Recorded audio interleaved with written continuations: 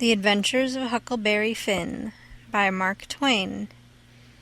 Chapter 31. We dasn't stop again at any town for days and days, kept right along down the river. We was down south in the warm weather now, and a mighty long ways from home. We begun to come to trees with Spanish moss on them, hanging down from the limbs like long gray beards. It was the first I ever see it growing, and it made the woods look solemn and dismal. So now the frauds reckoned they was out of danger, and they begun to work the villages again. First, they done a lecture on temperance, but they didn't make enough for them both to get drunk on. Then in another village they started a dancing school, but they didn't know no more how to dance than a kangaroo does. So the first prance they made, the general public jumped in and pranced them out of town. Another time they tried to go at yellocution, but they didn't yellocute long, till the audience got up and give them a solid good cussin' and made them skip out. They tackled missionarying and mesmerizing and doctoring and telling fortunes and a little of everything, but they couldn't seem to have no luck. So at last they got just about dead broke and laid around the raft as she floated along, thinking and never saying nothing, by the half a day at a time, and dreadful blue and desperate. And at last they took a change and begun to lay their heads together in the wigwam and talk low and confidential, 2 or 3 hours at a time. Jim and me got uneasy. We didn't like the look of it. We judged they was studying up some kind of worse deviltry than ever. We turned it over and over, and at last we made up our minds they was going to break into somebody's house or store, or was going into the counterfeit money business or something. So then we was pretty scared, and made up an agreement that we wouldn't have nothing in the world to do with such actions, and if we ever got the least show we would give them the cold shake and clear out and leave them behind. Well, early one morning we hid the raft in a good, safe place about 2 miles below a little bit of a shabby village named Pikesville, and the king, he went ashore and told us all to stay hid, whilst he went up to town and smelt around to see if anybody had got any wind of the Royal Nonesuch there yet. "House to rob, you mean," says I to myself, "and when you get through robbing it you'll come back here and wonder what has become of me and Jim in the raft, and you'll have to take it out in wondering." And he said if he warn't back by midday, the Duke and me would know it was all right, and we was to come along. So we stayed where we was. The Duke, he fretted and sweated around and was in a mighty sour way. He scolded us for everything, and we couldn't seem to do nothing right. He found fault with every little thing. Something was a-brewin', sure. I was good and glad when midday came and no king. We could have a change, anyway, and maybe a chance for the chance on top of it. So me and the Duke went up to the village and hunted around there for the king, and by we found him in the back room of a little low doggery, very tight, and a lot of loafers bully-ragging him for sport, and he a-cussin' and a-threatenin' with all his might, and so tight he couldn't walk, and couldn't do nothing to them. The Duke, he begun to abuse him for an old fool, and the king begun to sass back, and the minute they was fairly at it, I lit out and shook the reefs out of my hind legs, and spun down the river road like a deer, for I see our chance, and I made up my mind that it would be a long day before they ever see me and Jim again. I got down there all out of breath, but loaded up with joy, and sung out, "Set her loose, Jim, we're all right now." But there warn't no answer, and nobody come out of the wigwam. Jim was gone. I set up a shout, and then another one, and run this way and that in the woods, whooping and screeching, but it warn't no use. Old Jim was gone. Then I set down and cried. I couldn't help it, but I couldn't set still long. Pretty soon I went out on the road trying to think what I better do, and I run across a boy walking, and asked him if he'd seen a strange nigger dressed so-and-so, and he says, "Yes." "Whereabouts?" says I. Down to Silas Phelps's place, 2 miles below here. He's a runaway nigger, and they've got him. Was you looking for him?" "You bet I ain't.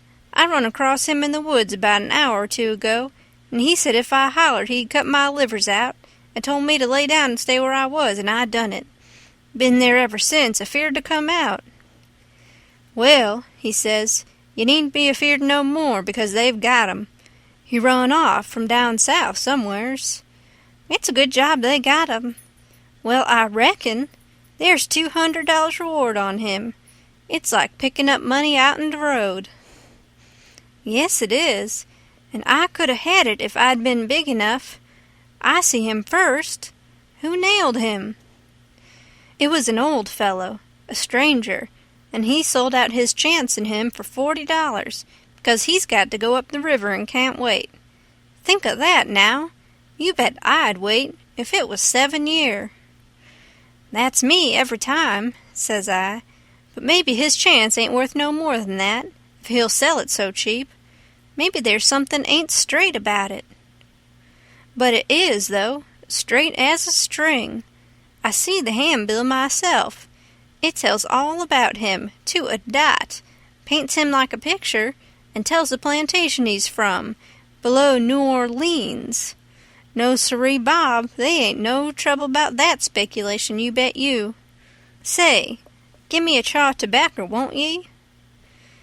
I didn't have none, so he left. I went to the raft and set down in the wigwam to think, but I couldn't come up to nothing.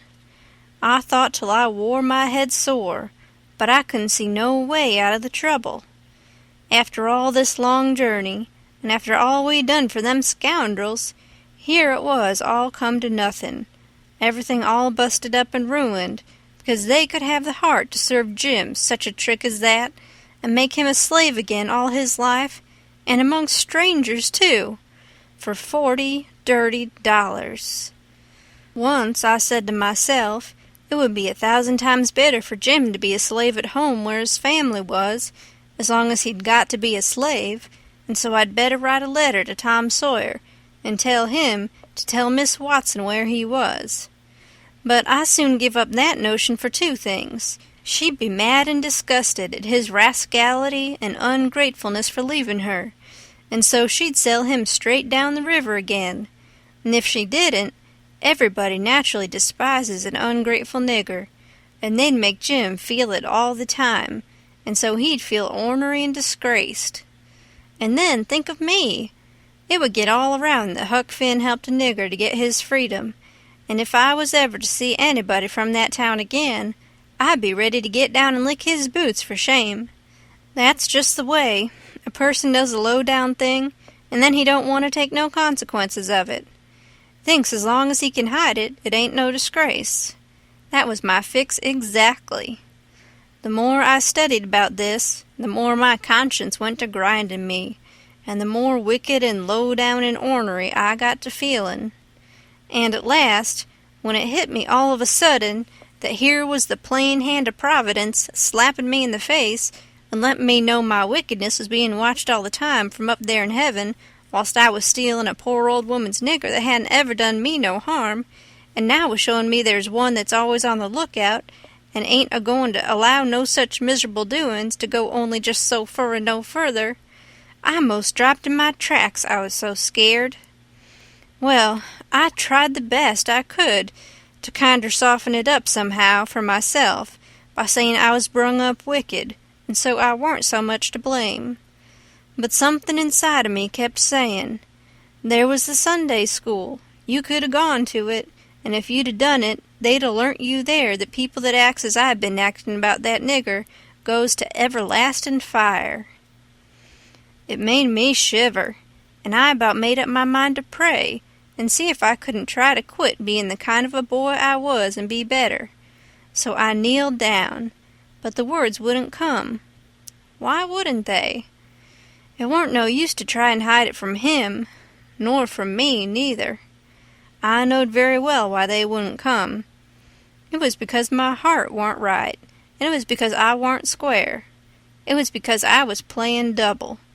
I was letting on to give up sin, but away inside of me I was holding on to the biggest one of all.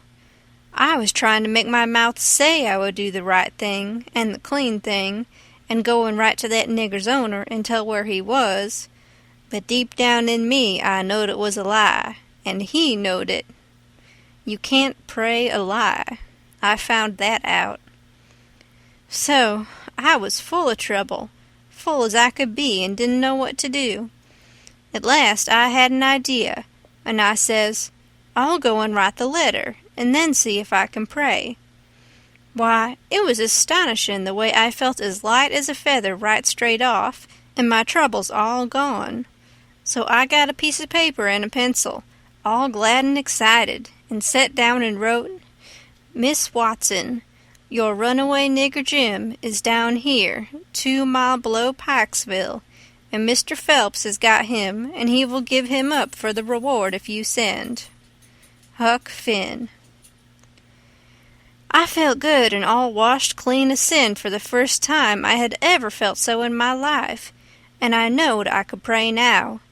But I didn't do it straight off, but laid the paper down and sat there thinking how good it was all this happened so, and how near I come to being lost and going to hell, and went on thinking, and got to thinking over our trip down the river, and I see Jim before me all the time, in the day and in the night time, sometimes moonlight, sometimes storms, and we a-floating along, talking and singing and laughing. But somehow I couldn't seem to strike no places to harden me against him, but only the other kind.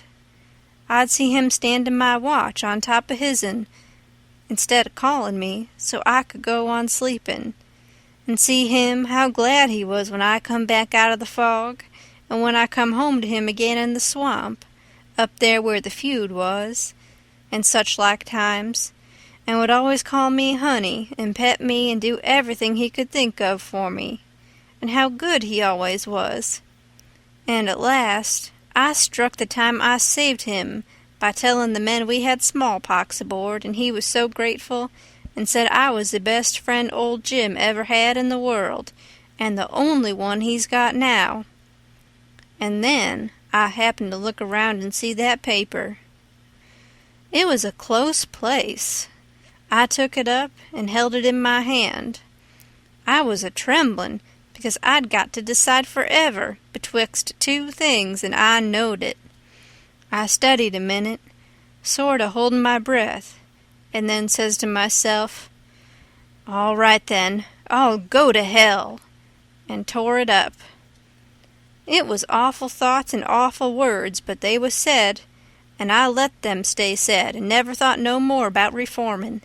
I shoved the whole thing out of my head, and said I would take up wickedness again, which was in my line, being brung up to it, and the other warn't. And for a starter, I would go to work and steal Jim out of slavery again, and if I could think up anything worse, I would do that too, because as long as I was in, and in for good, I might as well go the whole hog. Then I set to thinking over how to get at it, and turned over some considerable many ways in my mind, and at last fixed up a plan that suited me. So then I took the bearings of a woody island that was down the river a piece, and as soon as it was fairly dark, I crept out with my raft and went for it, and hid it there, and then turned in. I slept the night through and got up before it was light, and had my breakfast, and put on my store clothes, and tied up some others and one thing or another in a bundle, and took the canoe and cleared for shore.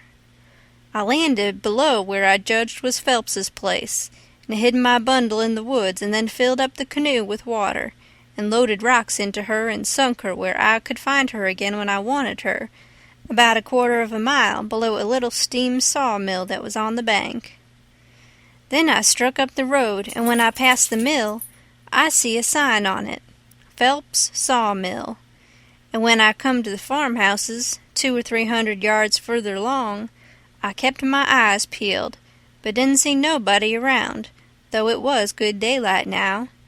But I didn't mind, because I didn't want to see nobody just yet. I only wanted to get the lay of the land. According to my plan, I was going to turn up there from the village, not from below. So I just took a look and shoved along straight for town. Well, the first man I see when I got there was the Duke. He was sticking up a bill for the Royal Nonsuch, 3-night performance like that other time. They had the cheek, them frauds. I was right on him before I could shirk. He looked astonished and says, "Hello, where'd you come from?" Then he says kind of glad and eager, "Where's the raft? Got her in a good place?" I says, "Why, that's just what I was going to ask your grace." Then he didn't look so joyful and says, "What was your idea for asking me?" he says. "Well," I says, "when I see the king in that doggery yesterday, I says to myself, we can't get him home for hours till he's soberer, so I went a-loafing around town to put in the time and wait. A man up and offered me 10 cents to help him pull a skiff over the river and back to fetch a sheep, and so I went along. But when we was dragging him to the boat, and the man left me a holt of the rope and went behind him to shove him along, he was too strong for me and jerked loose and run, and we after him. We didn't have no dog, and so we had to chase him all over the country till we tired him out. We never got him till dark. Then we fetched him over, and I started down for the raft. When I got there, and I see it was gone, I says to myself, they've got into trouble and had to leave, and they've took my nigger, which is the only nigger I've got in the world, and now I'm in a strange country, and ain't got no property no more, nor nothing, and no way to make my living. So I set down and cried. I slept in the woods all night. But what did become of the raft then? And Jim, poor Jim. Blamed if I know, that is, what's become of the raft. That old fool had made a trade and got $40, and when we found him in the doggery, the loafers had matched $half with him and got every cent but what he'd spent for whiskey. And when I got him home late last night and found the raft gone, we said, that little rascal has stole our raft and shook us and run off down the river. I wouldn't shake my nigger, would I? The only nigger I had in the world and the only property? We never thought of that. Fact is, I reckon we'd come to consider him our nigger. Yes, we did consider him so. Goodness knows we had trouble enough for him. So, when we see the raft was gone, and we flat broke, there warn't anything for it but to try the Royal Nonsuch another shake, and I've pegged along ever since, dry as a powder horn. Where's that 10 cents? Give it here. I had considerable money, so I give him 10 cents, but begged him to spend it for something to eat and give me some, because it was all the money I had, and I hadn't had nothing to eat since yesterday. He never said nothing. The next minute he whirls on me and says, "Do you reckon that nigger will blow on us? We'd skin him if he done that." "How can he blow? Hain't he run off?" "No, that old fool sold him, and never divided with me, and the money's gone." "Sold him?" I says, and begun to cry. "Why, he was my nigger, and that was my money. Where is he? I want my nigger." "Well, you can't get your nigger, that's all, so dry up your blubberin'.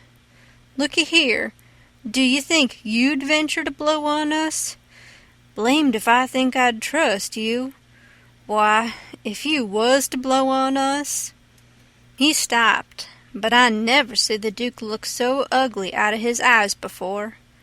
I went on a-whimperin' and says, "I don't want to blow on nobody, and I ain't got no time to blow nohow.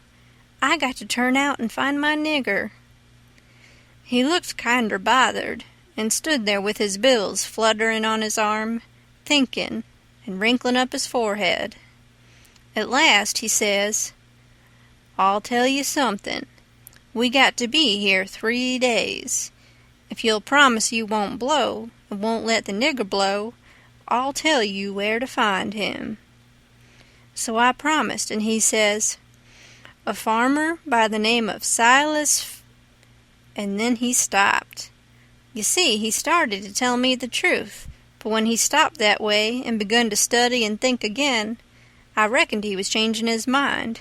And so he was. He wouldn't trust me. He wanted to make sure of having me out of the way the whole 3 days. So pretty soon he says, 'The man that bought him is named Abram Foster, Abram G. Foster, and he lives 40 mile back here in the country, on the road to Lafayette.' 'All right,' I says. 'I can walk it in 3 days, and I'll start this very afternoon.' 'No, you won't. You'll start now. And don't you lose any time about it neither, nor do any gabbling by the way. Just keep a tight tongue in your head and move right along, and then you won't get into trouble with us, do you hear?' That was the order I wanted, and that was the one I played for. I wanted to be left free to work my plans. 'So clear out,' he says, 'and you can tell Mr. Foster whatever you want to. Maybe you can get him to believe that Jim is your nigger. Some idiots don't require documents. Leastways, I've heard there's such down south here. And when you tell him the handbill and the reward's bogus, maybe he'll believe you when you explain to him what the idea was for getting 'em out. Go along now, and tell him anything you want to, but mind you don't work your jaw any between here and there.' So I left and struck for the back country. I didn't look around, but I kinder felt like he was watching me. But I knowed I could tire him out at that. I went straight out in the country as much as a mile before I stopped. Then I doubled back through the woods towards Phelps's. I reckoned I'd better start in on my plan straight off without fooling around, because I wanted to stop Jim's mouth till these fellows could get away. I didn't want no trouble with their kind.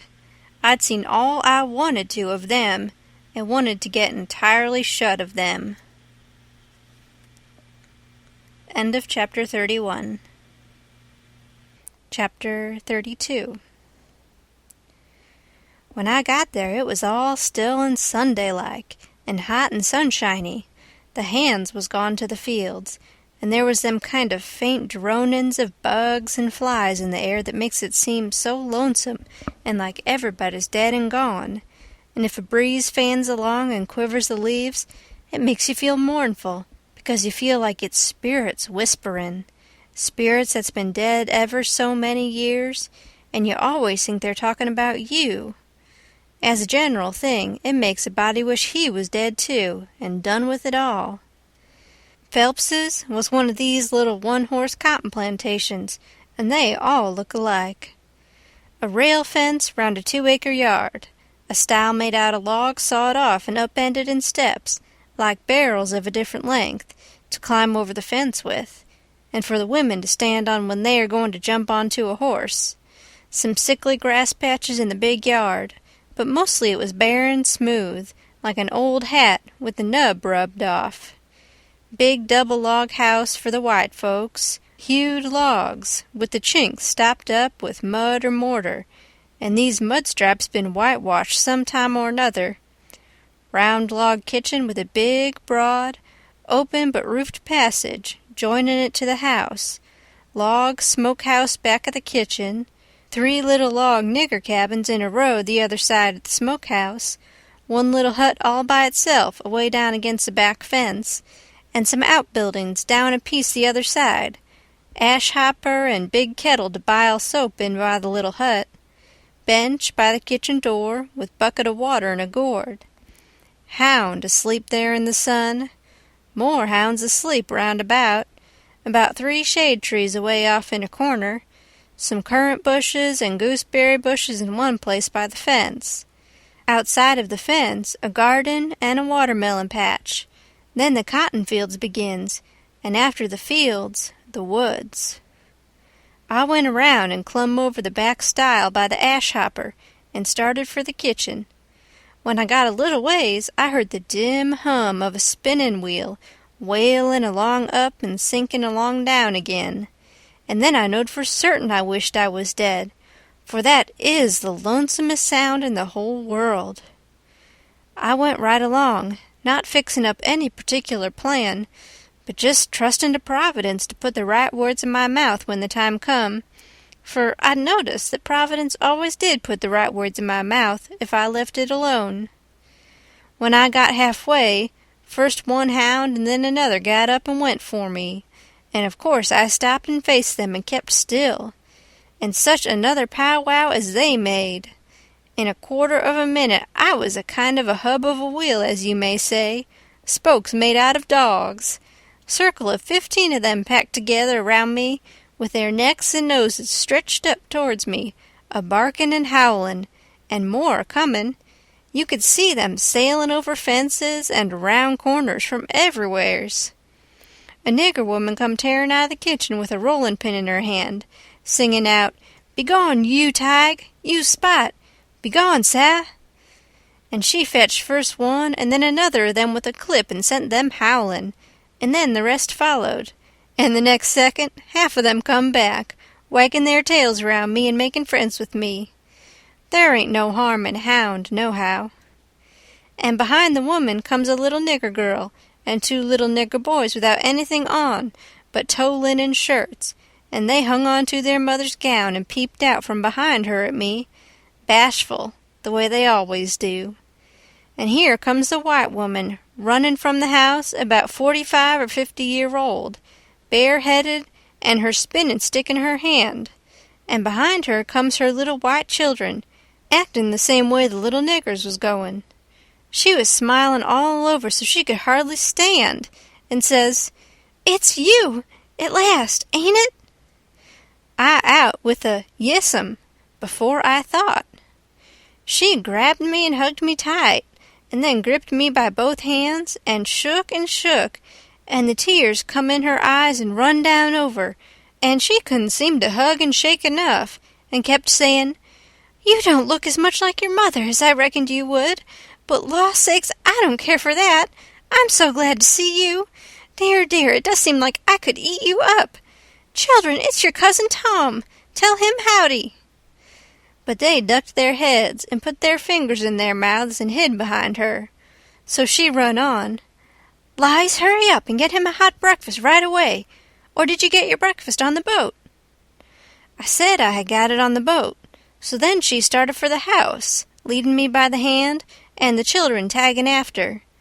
When we got there, she set me down in a split-bottom chair, and set herself down on a little low stool in front of me, holding both of my hands, and says, "Now I can have a good look at you, and laws o' me, I've been hungry for it a many a time, all these long years, and it's come at last. We've been expecting you a couple of days and more. What kep' you? Boat get aground?" "Yes'm, she—" "Don't say yes'm, say Aunt Sally. Where'd she get aground?"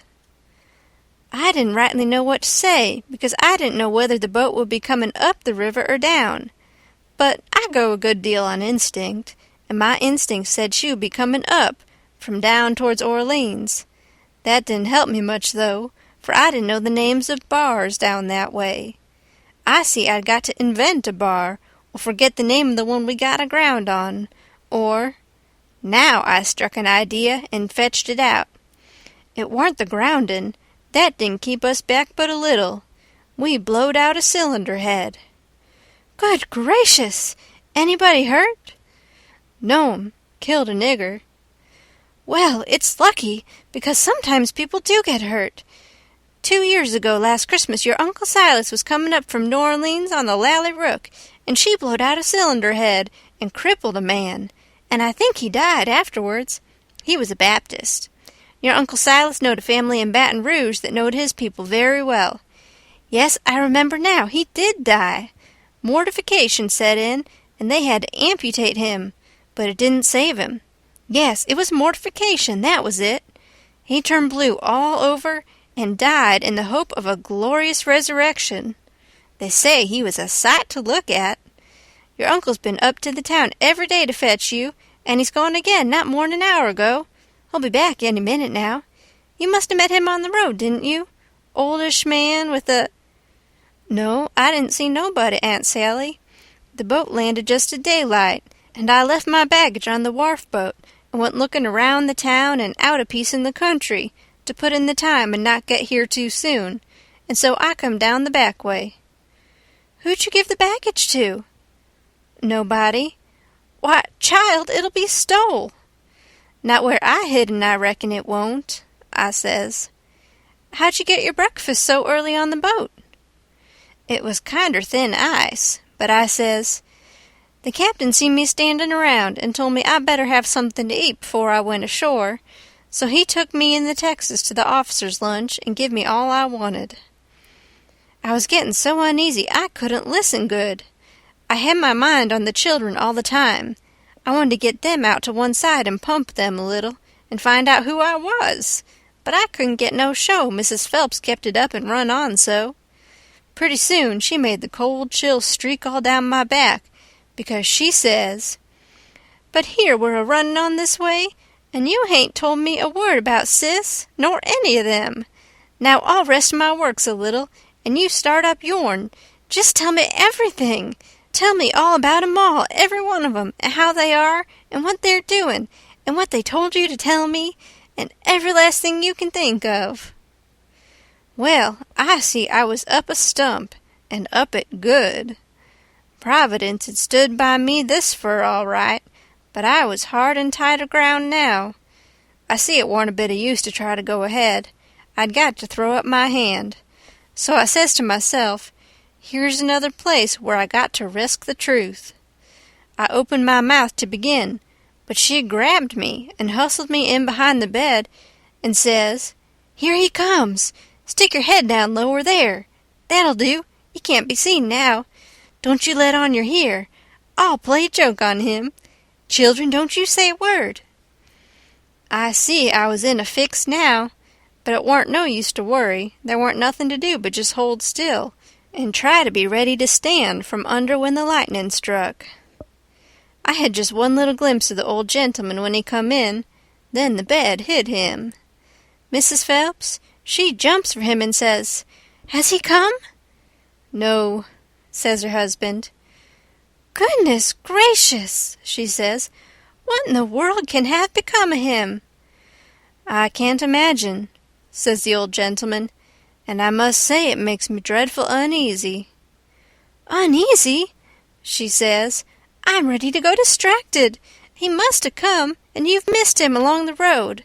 I know it's so. Something tells me so."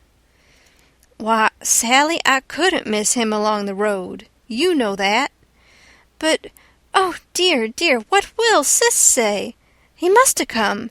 You must have missed him. Oh, don't distress me any more'n I'm already distressed. I don't know what in the world to make of it. I'm at my wit's end, and I don't mind acknowledging that I'm right down scared. But there's no hope that he's come, for he couldn't come and me miss him. Sally, it's terrible, just terrible. Something's happened to the boat, sure." "Why, Silas, look yonder up the road. Ain't that somebody coming?" He sprung to the window at the head of the bed, and that give Mrs. Phelps the chance she wanted. She stooped down quick at the foot of the bed and give me a pull, and out I come, and when he turned back from the window there she stood, a-beamin' and a-smilin' like a house afire, and I standing pretty meek and sweaty alongside. The old gentleman stared and says, "Why, who's that?" "Who do you reckon it is?" "I hain't no idea. Who is it?" "It's Tom Sawyer." By jings, I most slumped through the floor. But there weren't no time to swap knives. The old man grabbed me by the hand and shook and kept on shaking. And all the time, how the woman did dance around and laugh and cry. And then how they both did fire off questions about Sid and Mary and the rest of the tribe. But if they was joyful, it warn't nothing to what I was, for it was like being born again, I was so glad to find out who I was. Well, they froze to me for 2 hours, and at last, when my chin was so tired it couldn't hardly go any more, I had told them more about my family, the Sawyer family, than ever happened to any 6 Sawyer families. And I explained all about how we blowed out a cylinder head at the mouth of White River, and it took us 3 days to fix it, which was all right and worked first rate, because they didn't know but what it would take 3 days to fix it. If I'd a called it a bolt head, it would have done just as well. Now, I was feeling pretty comfortable all down one side, and pretty uncomfortable all up the other. Being Tom Sawyer was easy and comfortable, and it stayed easy and comfortable, till by and by I hear a steamboat coughing along down the river. Then I says to myself, s'pose Tom Sawyer comes down on that boat, and s'pose he steps in here any minute and sings out my name before I can throw him a wink to keep quiet. Well, I couldn't have it that way. It wouldn't do at all. I must go up the road and waylay him. So I told the folks I reckoned I would go up to the town and fetch down my baggage. The old gentleman was for going along with me, but I said no, I could drive the horse myself, and I'd druther he wouldn't take no trouble about me. End of Chapter 32. Chapter 33. So I started for town in the wagon, and when I was halfway, I see a wagon comin', and sure enough, it was Tom Sawyer, and I stopped and waited till he come along. I says, "Hold on," and it stopped alongside, and his mouth opened up like a trunk, and stayed so, and he swallowed 2 or 3 times like a person that's got a dry throat, and then says, "I hain't ever done you no harm, you know that. So, then, what you want to come back and haunt me for?" I says, "I hain't come back. I hain't been gone." When he heard my voice, it righted him up some, but he warn't quite satisfied yet. He says, "Don't you play nothin' on me, because I wouldn't on you. Honest Injun, you ain't a ghost?" "Honest Injun, I ain't," I says. "Well, Well, that ought to settle it, of course, but I can't somehow seem to understand it no way. Look-a-here, weren't you ever murdered at all?" "No, I warn't ever murdered at all. I pleaded on them. You come in here and feel of me if you don't believe me." So he done it, and it satisfied him, and he was that glad to see me again he didn't know what to do. And he wanted to know all about it right off, because it was a grand adventure and mysterious, and so it hit him where he lived. But I said leave it alone till by and by, and told his driver to wait, and we drove off a little piece, and I told him the kind of a fix I was in, and what did he reckon we better do? He said let him alone a minute, and don't disturb him. So he thought, and pretty soon he says, "It's all right, I've got it. Take my trunk in your wagon, and let on it's yourn, and you turn back and fool along slow, so as to get to the house about the time you ought to, and I'll go towards town a piece, and take a fresh start, and get there a quarter or a half an hour after you, and you needn't let on to know me at first." I says, "All right, but wait a minute, there's one more thing, a thing that nobody don't know but me, and that is, there's a nigger here that I'm a-trying to steal out of slavery, and his name is Jim, old Miss Watson's Jim." He says, "What? Why, Jim is—" He stopped and went to studying. I says, "I know what you'll say. You'll say it's dirty, low-down business, but what if it is? I'm low-down and I'm a-going to steal him, and I want you to keep mum and not let on. Will you?" His eye lit up, and he says, "I'll help you steal him." Well, I let go all holts then, like I was shot. It was the most astonishing speech I ever heard, and I'm bound to say Tom Sawyer fell considerable in my estimation, only I couldn't believe it. Tom Sawyer a nigger stealer. "Aw, shucks," I says, "you're joking." "I ain't joking either." "Well, then," I says, "jokin' or no jokin', if you hear anything said about a runaway nigger, don't forget to remember that you don't know nothin' about him, and I don't know nothin' about him." Then we took the trunk and put it on my wagon, and he drove off his way and I drove mine. But of course I forgot all about driving slow on account of being glad and full of thinking, so I got home a heap too quick for that length of a trip. The old gentleman was at the door, and he says, "Why, this is wonderful. Whoever would have thought it was in that mare to do it? I wish we'd 'a' timed her. And she hain't sweated a hair, not a hair. It's wonderful. Why, I wouldn't take $100 for that horse now, I wouldn't, honest, and yet I'd 'a' sold her for 15 before, and thought 'twas all she was worth." That's all he said. He was the innocentest, best old soul I ever see. But it warn't surprisin', because he warn't only just a farmer. He was a preacher, too, and had a little one-horse log church down back of the plantation, which he built it himself at his own expense, for a church and schoolhouse, and never charged nothin' for his preachin', and it was worth it, too. There was plenty other farmer preachers like that, and done the same way, down south. In about half an hour, Tom's wagon drove up to the front stile, and Aunt Sally she seed through the window, because it was only about 50 yards, and says, "Why, there's somebody come! I wonder who 'tis. Why, I do believe it's a stranger. Jimmy," that's one of the children, "run and tell Lize to put on another plate for dinner." Everybody made a rush for the front door, because, of course, a stranger don't come every year, and so he lays over the yaller fever for interest when he does come. Tom was over the stile and starting for the house. The wagon was spinning up the road for the village, and we was all bunched in the front door. Tom had his store clothes on, and an audience, and that was always nuts for Tom Sawyer. In them circumstances, it warn't no trouble to him to throw in an amount of style that was suitable. He warn't a boy to meeky along up that yard like a sheep. No, he come calm and important, like the ram. When he got a front of us, he lifts his hat ever so gracious and dainty, like it was the lid of a box that had butterflies asleep in it, and he didn't want to disturb them, and says, "Mr. Archibald Nichols, I presume?" "No, my boy," says the old gentleman. "I'm sorry to say your driver has deceived you. Nichols's place is down a matter of 3 mile more. Come in, come in." Tom, he took a look back over his shoulder and says, "Too late, he's out of sight." "Yes, he's gone, my son, and you must come in and eat your dinner with us, and then we'll hitch up and take you down to Nichols." "Oh, I can't make you so much trouble. I couldn't think of it. I'll walk. I don't mind the distance." "But we won't let you walk. It wouldn't be Southern hospitality to do it. Come right in." "Oh, do," says Aunt Sally. "It ain't a bit of trouble to us, not a bit in the world. You must stay. It's a long, dusty 3 mile, and we can't let you walk.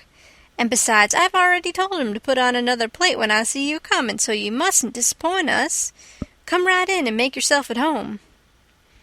So Tom, he thanked them very hearty and handsome, and let himself be persuaded, and come in. And when he was in, he said he was a stranger from Hicksville, Ohio, and his name was William Thompson, and he made another bow. Well, he run on and on and on, making up stuff about Hicksville and everybody in it he could invent, and I getting a little nervous and wondering how this was going to help me out of my scrape. And at last, still talking along, he reached over and kissed Aunt Sally right on the mouth, and then settled back again in his chair comfortable, and was going on talking. But she jumped up and wiped it off with the back of her hand, and says, "You audacious puppy!" He looked kind of hurt and says, "I'm surprised at you, ma'am." "You're What do you reckon I am? I've a good notion to taking... Say, what do you mean by kissing me?" He looked kind of humble and says, "I didn't mean nothing, ma'am. I didn't mean no harm. I thought you'd like it." "Why, you born fool!" She took up the spinning stick, and it looked like it was all she could do to keep from giving him a crack with it. "What made you think I'd like it?" "Well, I don't know, only they told me you would." "They told you I would? Whoever told you's another lunatic. I never heard the beat of it. Who's they?" "Why, everybody. They all said so, ma'am." It was all she could do to hold in, and her eyes snapped, and her fingers worked like she wanted to scratch him, and she says, "Who's everybody? Out with their names, or there'll be an idiot short." He got up and looked distressed and fumbled his hat and says, "I'm sorry, I warn't expectin' it. They told me to, they all told me to. They all said kiss her, and said she'd like it. They all said it, every one of them. But I'm sorry, ma'am, and I won't do it no more, I won't, honest." "You won't you? Well, I should reckon you won't." "No'm, I'm honest about it. I won't ever do it again, till you ask me." "Till I ask you? Well, I never see the beat of it in my born days. I lay you'll be the Methusalem numbskull of creation before ever I ask you, or the likes of you." "Well," he says, "it does surprise me so. I can't make it out somehow. They said you would, and I thought you would, but—" He stopped and looked around slow like he wished he could run across a friendly eye somewheres, and fetched up on the old gentleman's and says, "Didn't you think she'd like me to kiss her, sir?" "Why, no, no, I believe I didn't." Then he looks on around the same way to me and says, "Tom, didn't you think Aunt Sally'd open up her arms and say, 'Sid Sawyer'?" "My land!" she says, breaking in and jumping for him. "You impudent young rascal, to fool a body so!" and was going to hug him, but he fended her off and says, "No, not till you've asked me first." So she didn't lose no time but asked him and hugged him and kissed him over and over again, and then turned him over to the old man, and he took what was left. And after they got a little quiet again, she says, "Why, dear me, I never see such a surprise. We weren't looking for you at all, but only Tom. Sis never wrote to me about anybody coming but him." "It's because it warn't intended for any of us to come but Tom," he says, "but I begged, and at the last minute she let me come too. So, coming down the river, me and Tom thought it would be a first-rate surprise for him to come here to the house first, and for me to by and by tag along and drop in, and let on to be a stranger. But it was a mistake, Aunt Sally. This ain't no healthy place for a stranger to come." "No, not impudent whelp, Sid. You ought to had your jaws boxed. I hain't been so put out since I don't know when. But I don't care, I don't mind the terms. I'd be willing to stand 1,000 such jokes to have you here." Well, to think of that performance! I don't deny it, I was most putrefied with astonishment when you give me that smack. We had dinner out in that broad open passage betwixt the house and the kitchen, and there was things enough on that table for 7 families, and all hot, too. None of your flabby tough meat that's laid in a cupboard in a damp cellar all night, and tastes like a hunk of old cold cannibal in the morning. Uncle Silas, he asked a pretty long blessing over it, but it was worth it, and it didn't cool it a bit neither, the way I've seen them kind of interruptions do lots of times. There was a considerable good deal of talk all the afternoon, and me and Tom was on the lookout all the time, but it warn't no use. They didn't happen to say nothing about any runaway nigger, and we was afraid to try to work up to it. But at supper, at night, one of the little boys says, "Pa, mayn't Tom and Sid and me go to the show?" "No," says the old man, "I reckon there ain't going to be any, and you couldn't go if there was, because the runaway nigger told Burton and me all about that scandalous show, and Burton said he would tell the people, so I reckon they've drove the audacious loafers out of town before this time." So, there it was, but I couldn't help it. Tom and me was to sleep in the same room and bed, so, being tired, we bid good night and went up to bed right after supper, and clumb out of the window and down the lightning rod, and shoved for the town, for I didn't believe anybody was going to give the king and the duke a hint, and so if I didn't hurry up and give them one, they'd get into trouble sure. On the road, Tom, he told me all about how it was reckoned I was murdered, and how Pap disappeared pretty soon, and didn't come back no more, and what a stir there was when Jim run away. And I told Tom all about our Royal Nonsuch rapscallions, and as much of the raft voyage as I had time to. And as we struck into the town, here comes a raging rush of people with torches, and an awful whooping and yelling and banging tin pans and blowing horns, and we jumped to one side to let them go by, and as they went by, I see they had the king and the duke astraddle of a rail. That is, I knowed it was the king and the duke, though they was all over tar and feathers, and didn't look like nothing in the world that was human, just looked like a couple of monstrous big soldier plumes. Well, it made me sick to see it, and I was sorry for them poor pitiful rascals. It seemed like I couldn't ever feel any hardness against them any more in the world. It was a dreadful thing to see. Human beings can be awful cruel to one another.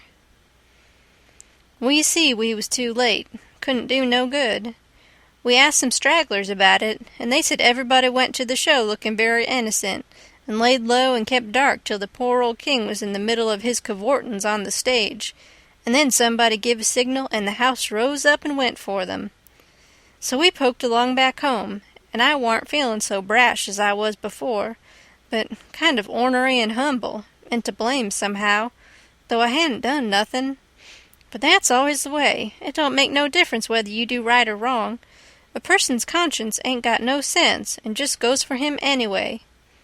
If I had a yellow dog that didn't know no more than a person's conscience does, I would poison him.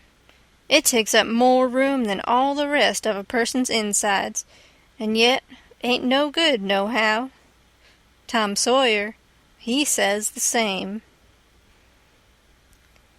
End of chapter 33.